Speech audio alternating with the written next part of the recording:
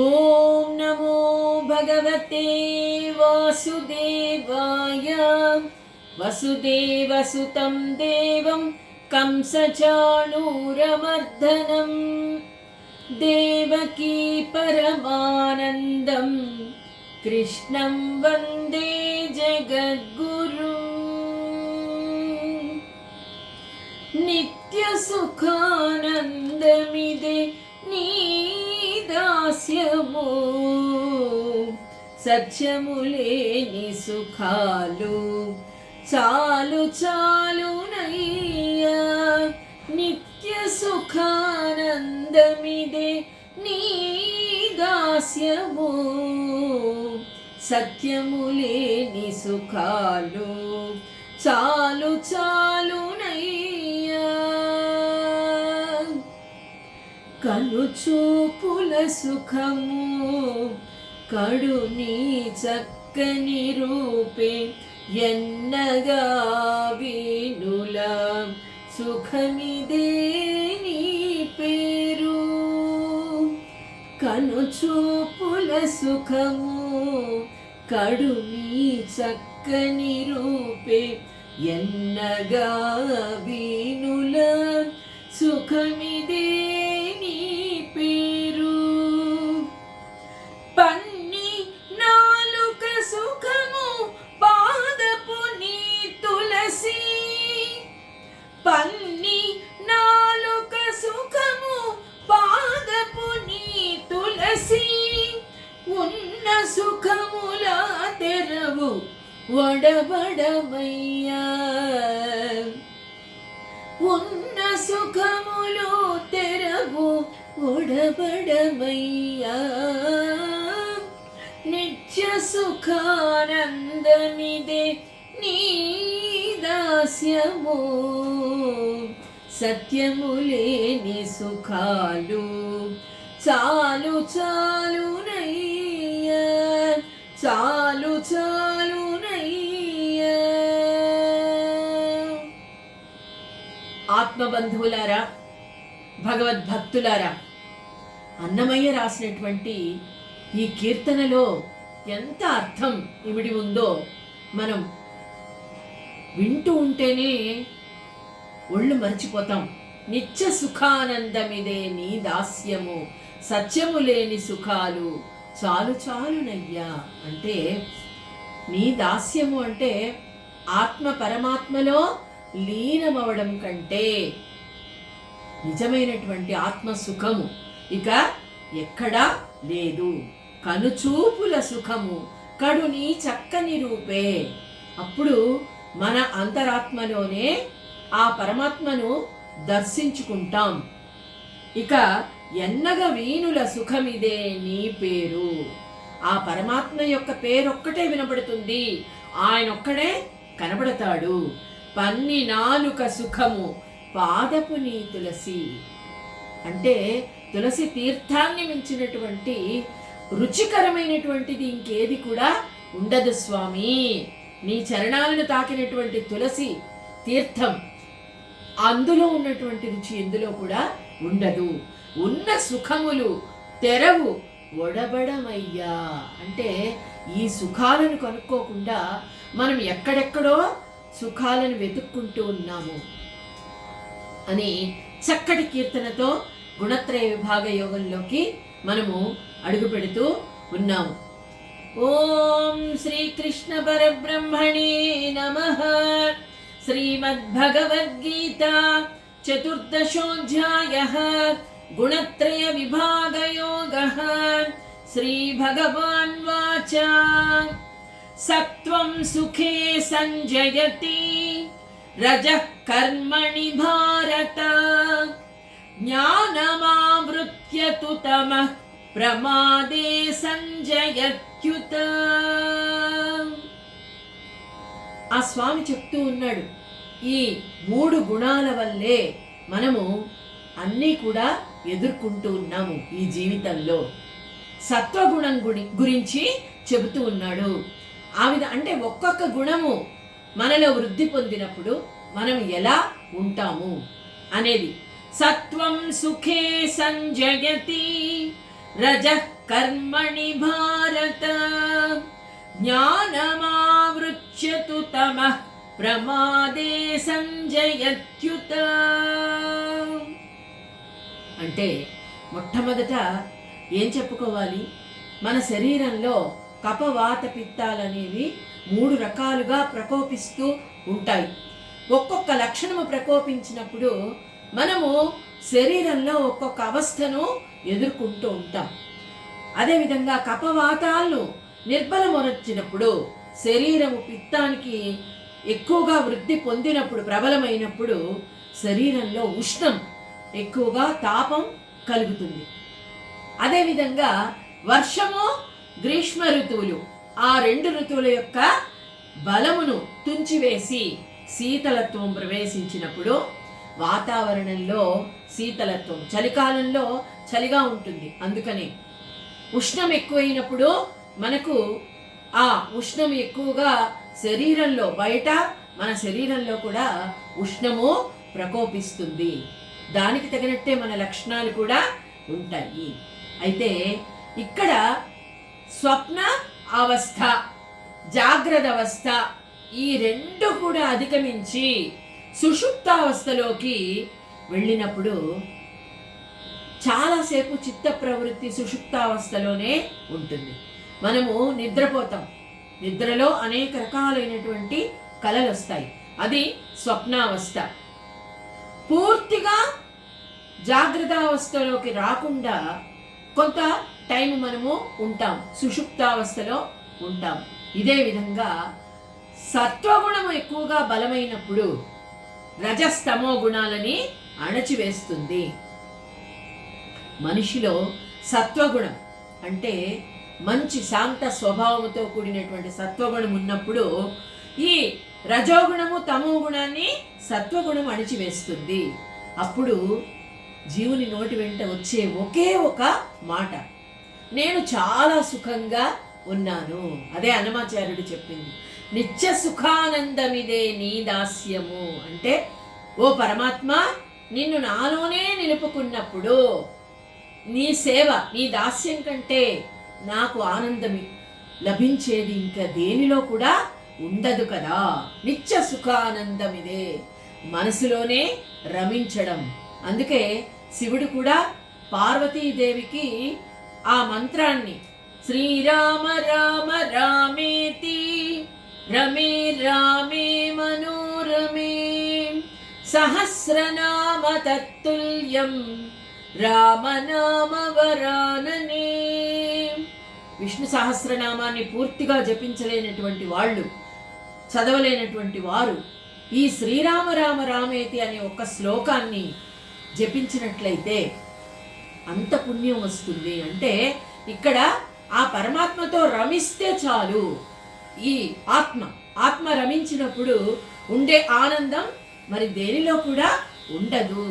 అదే అప్పుడు సత్వగుణం ఎక్కువైనప్పుడు నేను చాలా సంతోషంగా ఉన్నాను, నేను మిక్కుటం, ఈ ప్రపంచంలో అందరికంటే నాకంటే సుఖంగా ఉండే వాళ్ళెవరూ లేరు అని సంతోషపడతారట. అయితే సత్వము రజోగుణాలను అణిచివేసి తమో గుణము వృద్ధి చెందిందనుకోండి మనిషిలో. తమో గుణం అంటే హింస, ఎప్పుడు కూడా తను సంతోషంగా ఉండలేడు, ఎదుటి వారిని కూడా సంతోషంగా ఉండనివ్వరు. హింసించడము, మాటలతో హింసించడము, చేతలతో హింసించడము, ఆ విధంగా సంతోషపడుతూ ఉండడం, ఎదుటి మనిషి బాధపడితే చూసి సంతోషించడం, అదే రాక్షసత్వము. మరెక్కడో లేదు రాక్షసత్వం, అదే తమో గుణం. అది ఆ విధంగా ఉన్నప్పుడు మనిషి ఎప్పుడు కూడా క్రోధంగానే ఉంటాడు, కోపంగానే ఉంటాడు, తను ఆనందంగా ఉండలేడు. అయితే ఇది దీని వలన జీవుని ప్రమాదానికి గురి చేస్తుంది తమో గుణం. అంటే దానివల్ల రక్తము చాలా స్పీడ్గా ప్రవహిస్తుంది శరీరంలో, అందువల్ల బీపీ ఎక్కువైపోతుంది.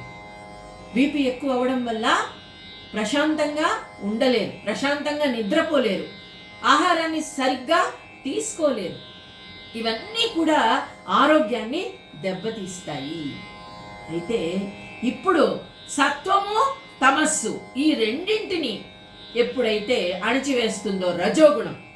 రజోగుణం ఎలా ఉంటుంది?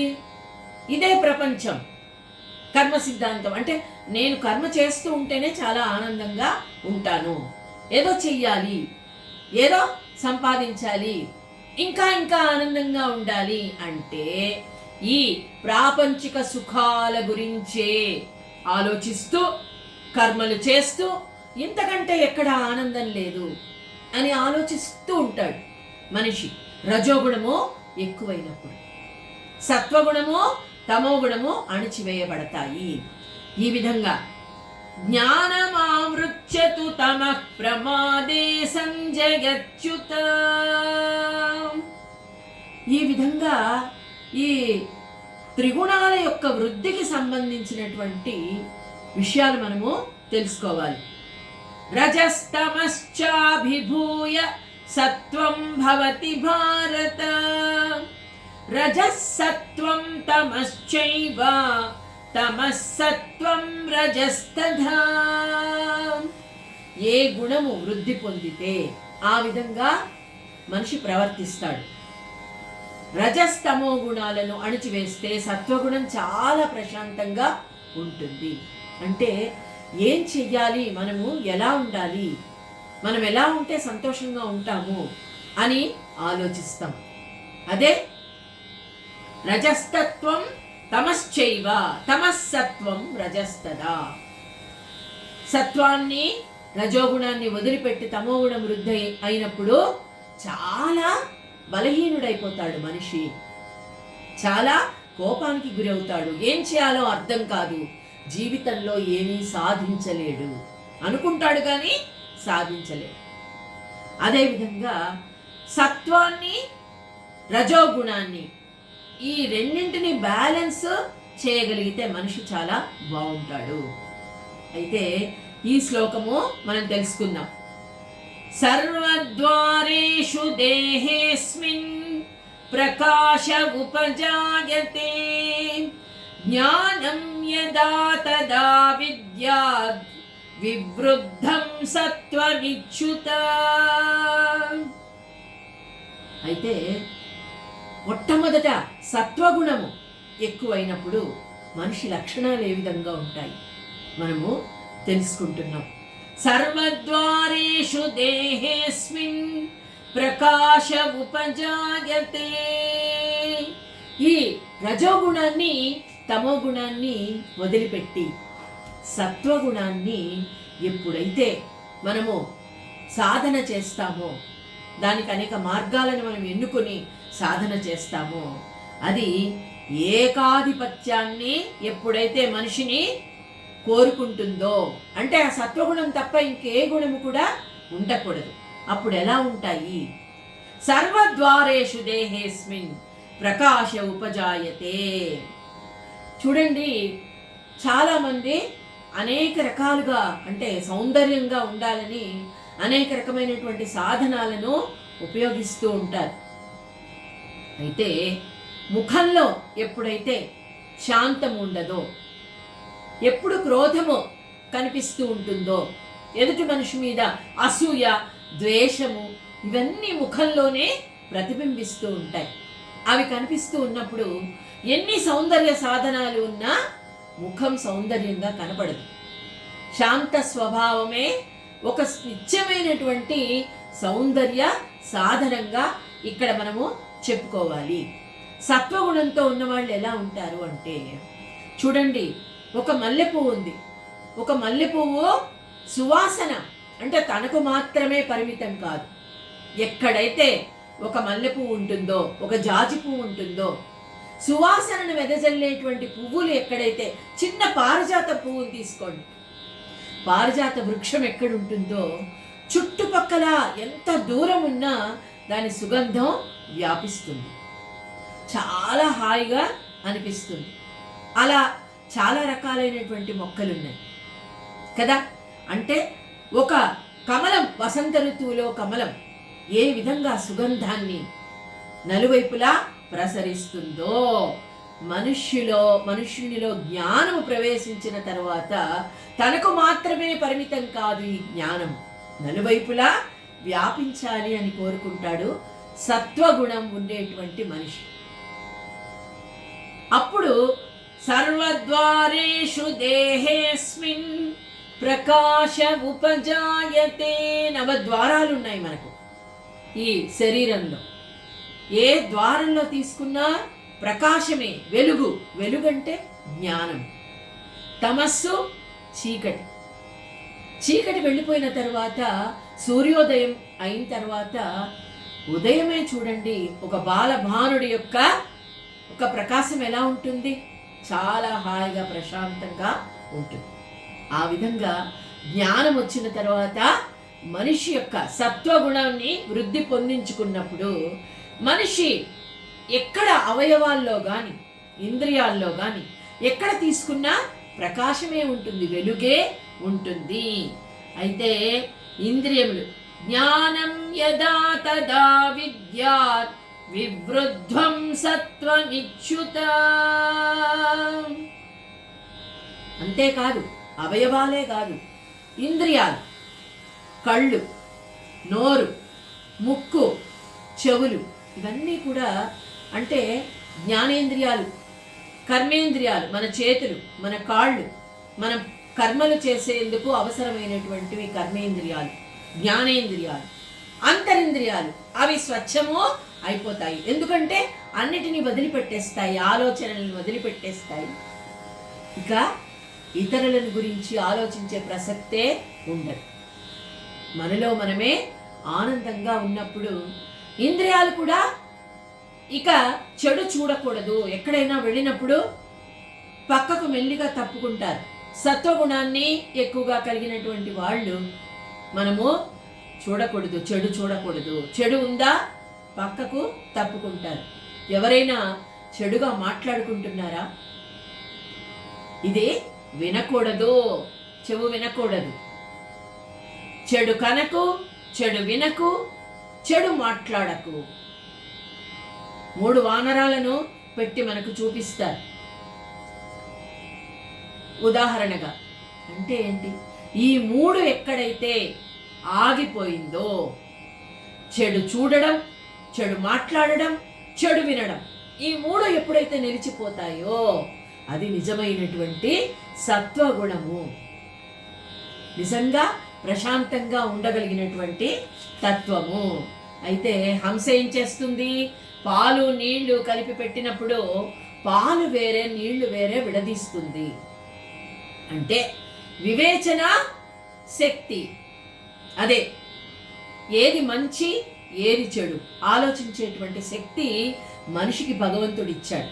కానీ మనము దానిని సక్రమంగా ఉపయోగించుకోవాలి అంటే సత్వగుణాన్ని పెంచుకోవాలి. ఏ విధంగా మనం ఇంతకుముందు చెప్పుకున్నాం, మంచి గ్రంథాలు చదవడం ద్వారా, సత్సాంగత్యం చేయడం ద్వారా, మంచి వాళ్లతో స్నేహం చేయడం ద్వారా, మంచి వినడం ద్వారా, మంచి కనడం ద్వారా ఎన్నో ఉన్నాయి ఈ ప్రపంచంలో. మంచి ప్రదేశాలు, చూడవలసిన ప్రదేశాలు ఉన్నాయి, మనం ఆచరించవలసినటువంటి నియమాలు ఉన్నాయి. మనకు సాధారణంగానే ఆ భగవంతుడు మనకు ఎవరికి ఏ ధర్మాలు నిర్వర్తించాలో చెప్పబడింది. ఆ ధర్మాలను, స్వధర్మాన్ని విడిచిపెట్టకుండా, పరధర్మాన్ని తెచ్చుకోకుండా మనం ఆచరిస్తూ, మంచి గ్రంథాలు చదువుతూ, చేతనైతే ఇతరులకు సాయం చేస్తూ, మానవ సేవే మాధవ సేవ. సేవలో ఉన్నటువంటి ఆనందం, మానసిక సంతోషం ఇక దేనిలో కూడా రాదు. మనం ఎంత అనుభవించినా సరే, పంచపక్ష పరమాన్నాలు మనం తిన్నా, మనం అన్ని ధరించినా, మనం ఎంత సంతోషంగా ఉన్నా ఇతరులకు ఏదైనా ఇచ్చి చూడండి, ఇతరుల ముఖంలో ఆనందాన్ని చూడండి, అప్పుడుండే సంతోషము వేరే. దానిలో ఉండేటువంటి తృప్తి, మానసిక తృప్తి, ఆత్మతృప్తి, అదే నిజమైనటువంటి ఆనందాన్ని ఇస్తుంది. ఇంద్రియాలు ఆ విధంగా నడుచుకుంటాయి, వినరాని మాటలు వినవు. ఎలా అంటే చూడండి, దీప జ్యోతి, ఎప్పుడైతే ఒక చిన్న దీపాన్ని మనము ఒక చీకటి ఇంట్లో వెలిగిస్తామో అంధకారం అంతా కూడా తొలగిపోతుంది. ఆ జ్ఞానాన్ని సత్వగుణం ఉన్న వాళ్ళు అంతా కూడా వ్యాపింపచేస్తారు. అయితే చూడండి, నిషిద్ధ కర్మలు కూడా ఇంద్రియాలలో ఆగలేక పారిపోతాయి. అంతే కదా, మంచి కర్మలు మనం చేసినప్పుడు నిషిద్ధ కర్మలు ఎందుకు ఉంటాయి? బుద్ధి చెప్తూ ఉంటుంది, ఇది మంచి, ఇది నువ్వు చెయ్యి, మంచి విను, మంచి చూడు, మంచి మాట్లాడు అని చెప్పినప్పుడు బుద్ధి మాట మనసు విన్నట్లయితే నిషిద్ధ కర్మలు, చేయకూడని పనులన్నీ కూడా నిలిచిపోతాయి. తమో గుణాన్ని పెంపొందించేటువంటి ఆహారాన్ని వదిలేస్తాం. అదేవిధంగా రకరకాలైనటువంటి అలవాట్లు, మద్యము సేవించడం, ధూమపానం సేవించడం, అలాగే పరస్త్రీ వ్యామోహం, ఇలాంటివన్నీ కూడా సత్వగుణం వృద్ధి చెందినప్పుడు ఇవన్నీ తప్పు, ఇవి మనం చెయ్యకూడదు అన్నటువంటి దీనికి మనము వచ్చేస్తారు.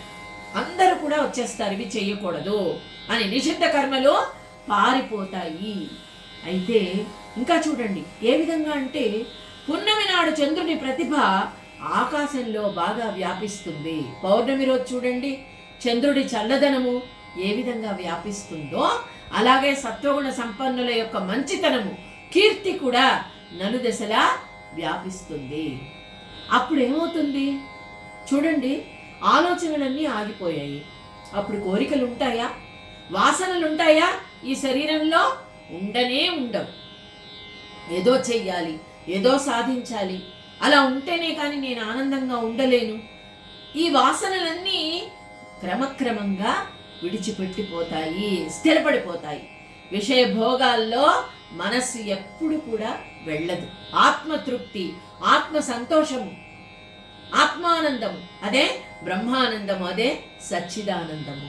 అది లభించిన తర్వాత ఈ ప్రాపంచిక సుఖాల మీద మనస్సు రోత పుడుతుంది. ఎందుకు ఇవన్నీ మనకు అని అనిపిస్తుంది. అప్పుడు ఈ విధంగా చెప్పడంలో ఏంటి అంటే, మానవునిలో ఈ లక్షణాలని స్పష్టంగా కనిపిస్తాయి. మంచి రోజులు వచ్చినప్పుడు చూడండి, మనకు మంచి రోజులు వచ్చినప్పుడు ఎక్కడ చూసినా మనకు అంతా మంచిగానే కనిపిస్తుంది.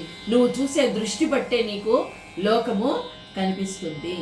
అప్పుడు శుద్ధ సత్వస్థితి, శుద్ధ సత్వస్థితి, ఉత్త సత్వగుణం కాదు, శుద్ధ సత్వస్థితి అంటే ఒక రాయి మణిగా మారిపోతుంది. దాన్ని రాసి రాసి రాసి నిజమైన మణిగా మారిపోయినప్పుడు శుద్ధ సత్వస్థితి లభిస్తుంది. అప్పుడు సత్వమూర్తే అవుతాడు. అప్పుడు ఏమనిపిస్తుంది? చివర మరణం సంభవించినా కూడా ఎంత ఆనందంగానో ఆ ప్రాణాన్ని విడిచేస్తుంది ఆ జీవి.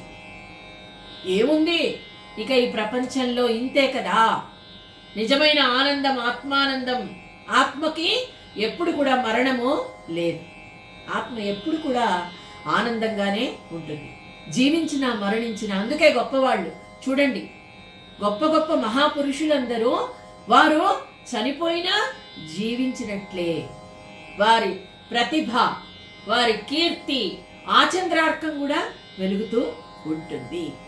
కాబట్టి చూడండి, ఈ శుద్ధ సత్వం వలన జ్ఞానము విలక్షణంగా వృద్ధి పొందుతుంది. బుద్ధి వివేకమనడి సాగరంలో ఈదులాడుతూ ఉంటుంది. అంటే నిజమైనటువంటి వివేకాన్ని కలిగినటువంటి బుద్ధి ఎప్పుడూ అందులోనే ఉంటుంది, ఆ సముద్రంలోనే ఉంటుంది, సముద్రం నుంచి బయటికి రాదు. ఆ తర్వాత అన్ని తత్వాలు, 36 తత్వాలు మనం చెప్పుకున్నాం. అవన్నీ కూడా దాటి 37వ తత్వం మహత్తత్వం. ఆ మహత్తత్వంలో ఇక అతీతమైనది దేహత్రయ అవస్థ. ఈ దేహానికి సంబంధించినటువంటి అవస్థలు, గుణాలకు సంబంధించినటువంటి అవస్థలు, ఇంద్రియాలకు సంబంధించినటువంటి అవస్థలు, ఇవన్నీ మనిషి దాటిపోతాడు. దాటిపోయి సాటి లేనటువంటి శరీరాన్ని పొందుతాడు. కనిపించేదే శరీరము కాదు, నిజమైనటువంటి ఆత్మతత్వాన్ని తెలుసుకున్నటువంటి శరీరము వేరే ఉంటుంది. మహత్తత్వ స్థితి లభిస్తుంది. అప్పుడు ఇక ఈ ప్రపంచంలోనే అతనికి ఎదురే లేదు. ఎక్కడికి వెళ్ళినా చాలా ఆనందంగా, చాలా ప్రశాంతంగా, చాలా హాయిగా తన జీవితాన్ని గడుపుతాడు. ఎక్కడ ఉన్నా సరే ఎవరితో సంబంధము లేదు, తన లోకంలోనే తనుంటాడు.